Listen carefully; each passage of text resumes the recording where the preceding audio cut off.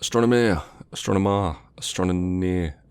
engineer, whatever. Spaceman crashes onto a planet and trying to figure out what the fuck is going on and what the fuck to do with yourself. It's very much one of those games that's you figure it out, because I'm not going to tell you what to do, you do it. It's a difficult game, but it's also an easy game, but it's also quite a hard game, depending on which way you look at it. Me personally, hard game, struggled to get into it, struggled to get interested into it, struggled to really enjoy it. But, yeah, so if we jump straight in, graphically, yeah, it's okay, it's an indie game, it's not too bad, let's give it an 8. Looks well enough, looks cute enough. The name cute will be floating around a couple of times, because it is a little endearing, it's a little bit cute. You look at something and go, oh, that's a bit endearing, that's a bit sweet.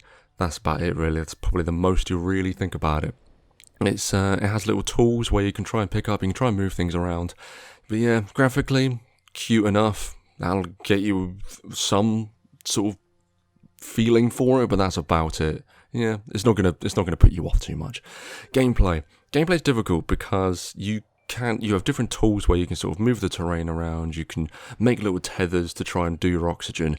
Gameplay is good enough, but it's just the little hand, it doesn't hold your hand at all, and I feel like in games like this, it needs to have a bit more hands-on.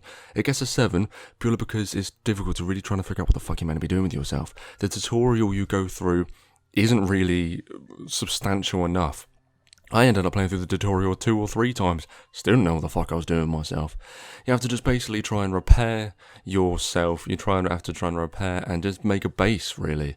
Make wherever you've crashed inhabitable, so you can farm different parts, you can farm different elements that you see. It's cute enough, but it's so hands-off and tries to make you deal with it. It's very difficult to want to keep picking up and want to keep going on. Narrative. There isn't really a narrative. It's like I said, you've crash landed on a planet. You're trying to figure out just how to survive. Really, if you play the tutorial, you'll make little tethers for your little oxygen, and you just need to survive. Really, you'll find a lot of the time, which I did when I first started playing, you'll run across and you will forget about your oxygen and you'll die a lot, and that's fine. But it just needs a little bit more hand-holding, I think. And the little prompts that I have aren't helpful at all. You'll run into something and it will say, you can do this, but it doesn't explain anything, doesn't explain what to do. It's very much one of those games where you'll find yourself trying to look for tips online, rather than going through the tutorial, which in my opinion isn't great. Audio, 8. Audio's fine. There's nothing really too bad with the audio.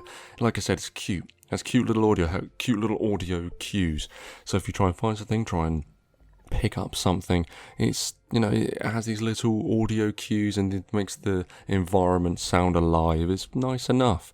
There's not really much to say about the audio. It sounds well for a distant alien planet. It's very difficult to say, because obviously who the fuck knows what that is.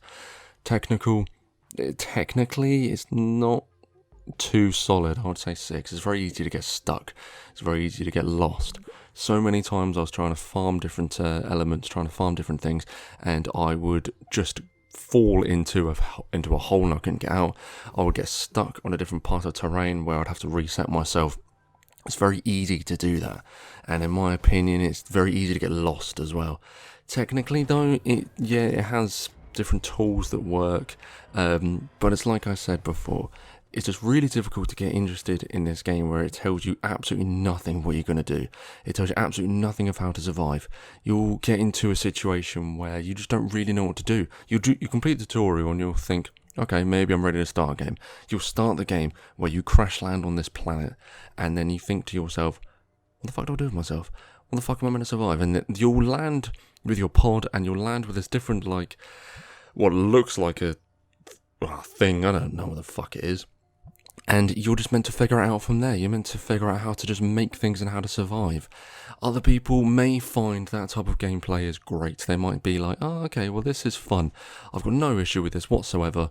I'm just going to survive. And to me, that's not too fun. I don't find that too interesting. Maybe it's just my decadent way of playing games. Maybe I just like my handheld being a bit more than other people. But the fact of you figure it out, that you're on this planet and you figure it out, didn't really entice me too much.